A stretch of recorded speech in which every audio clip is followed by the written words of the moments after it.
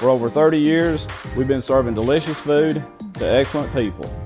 Bright Lantern takes pride in authenticity, serving fresh, homemade food to please any member of the family. Our food is always prepared daily. Whether you come in with friends or family, you'll appreciate that fresh is better. From the Tennessee Valley Weather Channel, this is your weather at noon. Well, good Monday afternoon. Taylor Plott here in the Tennessee Valley Weather Center with a look at your latest forecast. We got a lot of rain outside. I actually hear it on the roof here at our studio currently in Lawrenceburg, Tennessee, and we'll continue to see showers and even some storms later on this afternoon.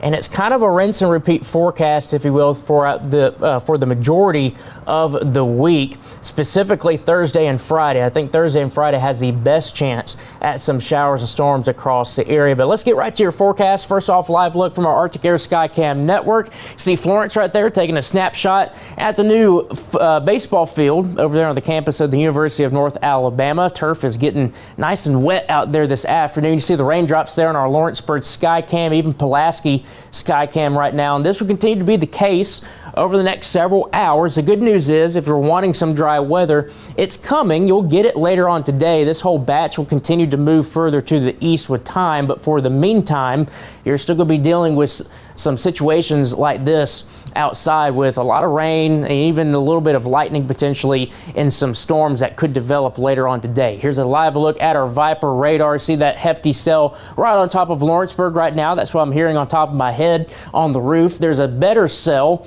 that's off there towards the Hamilton area that will continue to track on off towards the northeast with time, getting to parts of Lawrence County, Alabama. This entire area is moving from southwest to northeast as it slowly progresses to the east. So that's why I said if you're getting on the back side of this, you'll eventually dry out like places like Savannah.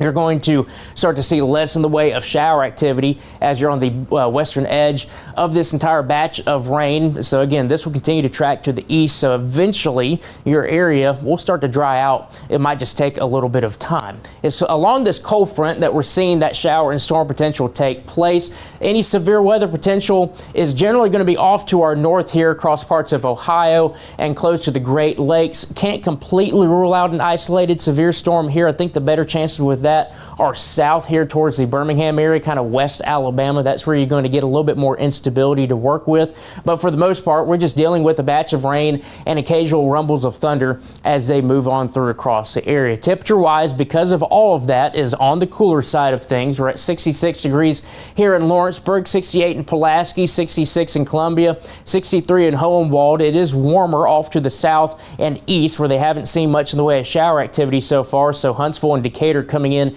at 73 right now, including the Coleman area. Everybody will generally kind of warm up into the upper 60s and lower 70s, especially back on the western side of this batch. As it moves on through, you'll kind of get a bump up on the temperature side. So generally thinking we kind of top out around 72 to 73 today across the area. Notice those rain chances as you look at your afternoon forecast here. They'll drop back down to around that 40% range as we get into the late afternoon and early evening time frame. So if you have any of those evening ball games or evening plans, I wouldn't cancel them, but I would keep that umbrella handy just in case you do run into one of those showers or even storms. Here we go with our Futurecast, showing you again, still dealing with showers and storms about 1, 2 o'clock. I think the bulk of the activity as it kind of revamps itself up is going to generally be east of our area. That's where you start getting more rain and storm activity across northeastern Alabama later on this afternoon and evening. On the backside, you're still drying out, but the front will kind of stall out nearby the area, and that will induce more showers and storms for your day on Tuesday. Tuesday mornings, 6 a.m., probably seeing some showers, maybe some rumbles of thunder starting to pop back up across the area. On Tuesday, I think the bulk of the rain chances are generally going to be south of the Tennessee state line.